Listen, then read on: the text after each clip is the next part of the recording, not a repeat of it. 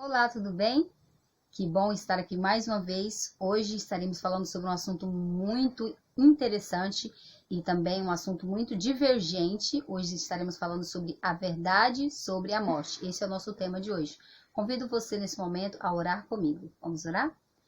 Obrigada, Pai querido, por tua graça e misericórdia, por mais uma vez termos a oportunidade de abrir a tua palavra e compreendermos um pouco mais sobre o plano do Senhor para a nossa vida e também sobre esse assunto tão importante que é sobre a morte.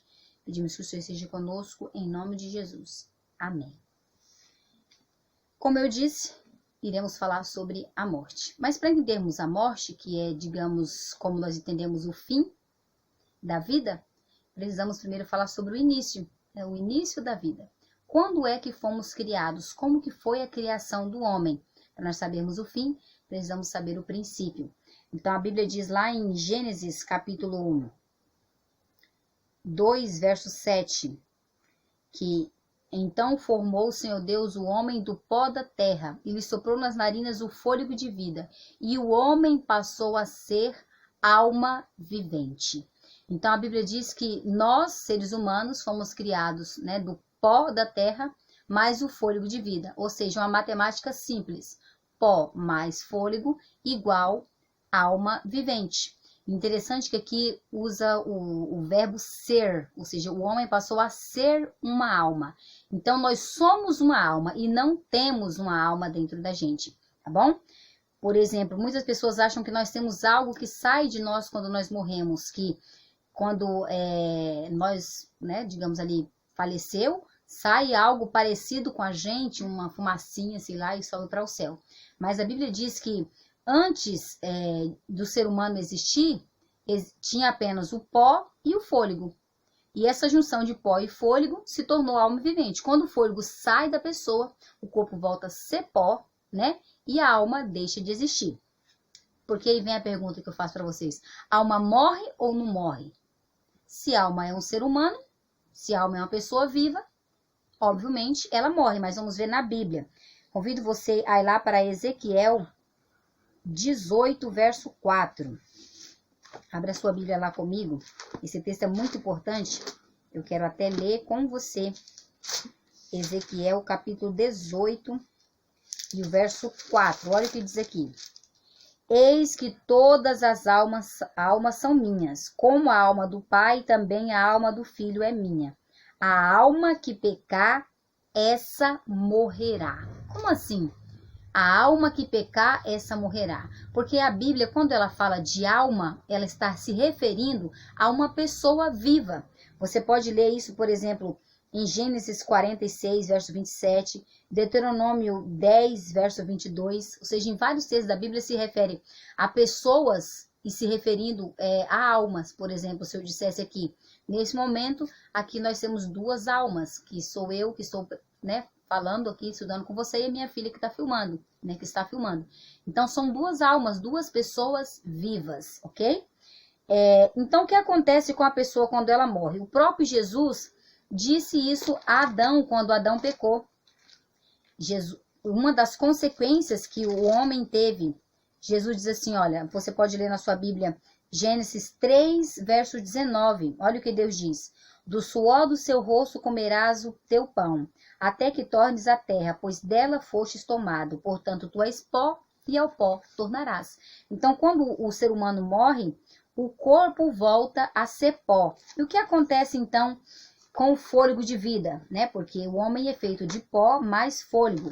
O corpo volta a ser pó e o que acontece então com o fôlego de vida? Eclesiastes capítulo 12, verso 7.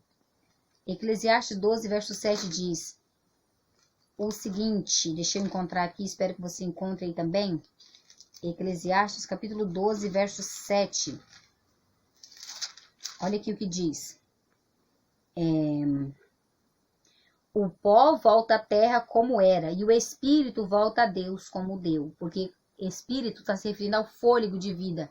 Então, quando a pessoa morre, ela dá o último suspiro. O corpo volta a ser pó. E o fôlego de vida volta para Deus, que é Deus quem nos dá o fôlego de vida.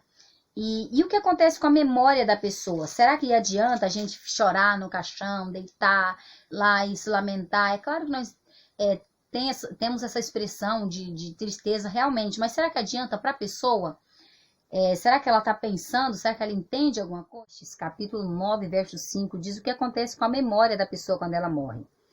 Olha que interessante. Porque os vivos sabem que hão de morrer, mas os mortos não sabem coisa nenhuma, nem tampouco terão recompensa, porque a sua memória jaz no esquecimento. Amor, ódio, inveja, para eles já pereceram. Para sempre não tem eles parte alguma no que se faz debaixo do sol. Então a pessoa que morreu, ela não está no céu olhando por nós, cuidando da gente, ou que seja no inferno. A Bíblia diz que a pessoa, quando ela morre, o corpo volta a ser pó, o fôlego de vida volta para Deus e a memória da pessoa, ela acaba totalmente. E se você ler lá Jó, olha o que Jó, interessante o que Jó diz aqui, inspirado por Deus. Olha o que diz aqui no livro de Jó, capítulo 7, verso 9 e 10, diz o seguinte: tal como a nuvem se desfaz, aquele que desce à sepultura jamais tornará a subir. Nunca mais tornará a sua casa, e nem o lugar onde habita o conhecerá jamais.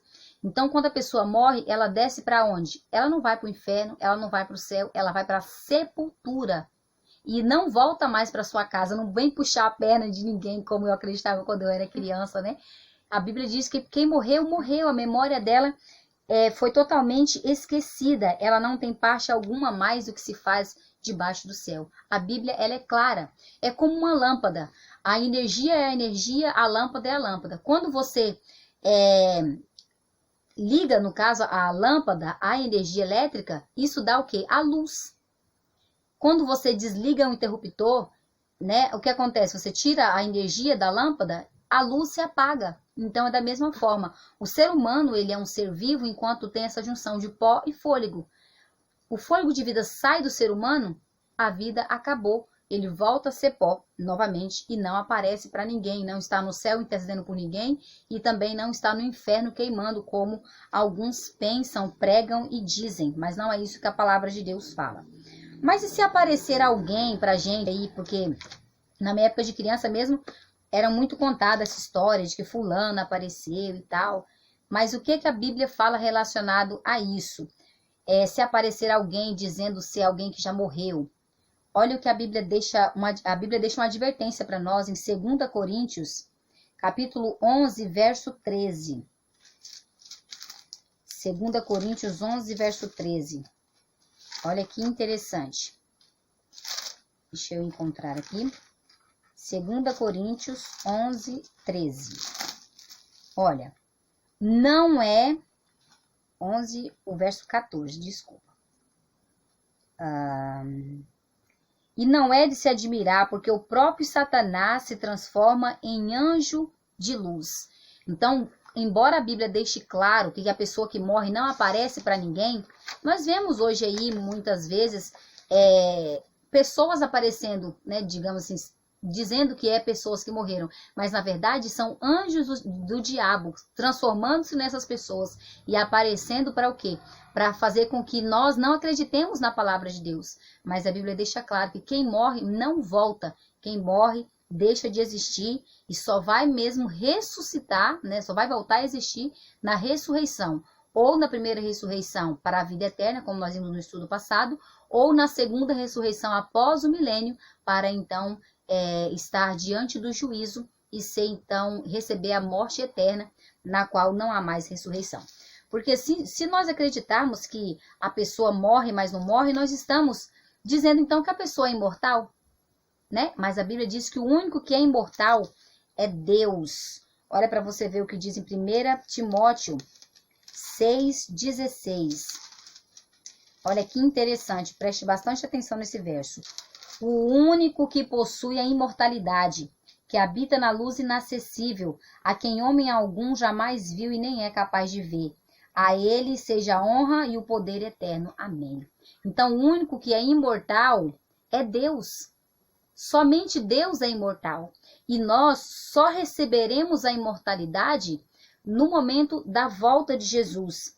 lá onde você pode ver em 1 Coríntios, quando é então que nos tornaremos imortais? Nós vemos que lá em Gênesis, Deus criou o homem e deu a árvore da vida para que o homem pudesse se alimentar, porque só Deus é imortal. E quando nós estamos ligados a Deus, que nós vivemos, mas separados de Deus, nós morremos.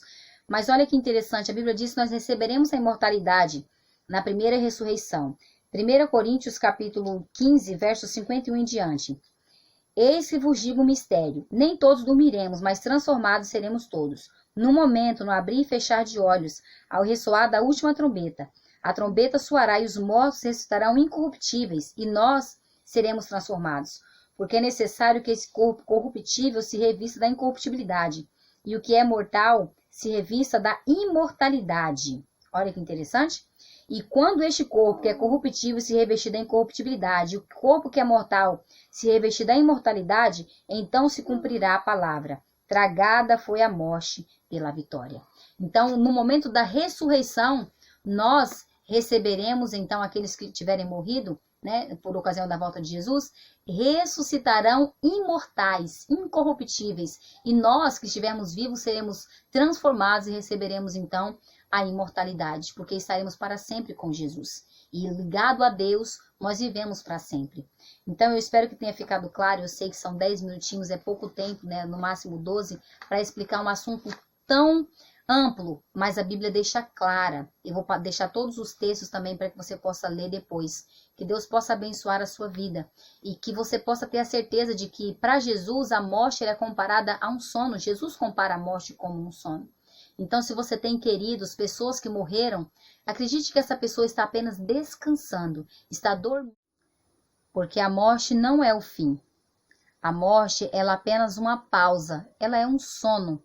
E a sua preocupação deve ser viver com Jesus, estar pronto para, se por acaso você adoecer e morrer, você ressuscite na primeira ressurreição e não na segunda ressurreição, que é a ressurreição da morte. Que Deus possa abençoar a sua vida, que você possa ter conseguido entender esse assunto. E se você tiver alguma dúvida, eu estarei à disposição para irmos buscar na palavra de Deus. Convido você a orar comigo. E não se esqueça que você é amado e Deus criou você para que você pudesse viver para sempre, mas ao lado dele, que o único que é eterno é ele, e ao lado dele você tem a imortalidade. Vamos orar. Obrigada, Pai, por tua bondade e misericórdia. Obrigada, Senhor, por ter nos dado a vida e desejar nos dar vida em abundância e ter a promessa de nos tornar imortais. Obrigada porque o Senhor cuida de cada um de nós. Abençoa essa pessoa que está orando comigo nesse momento, em nome de Jesus. Amém. Que Deus te abençoe e já convido você para o próximo estudo, onde estaremos falando sobre a nova terra. Graça e paz.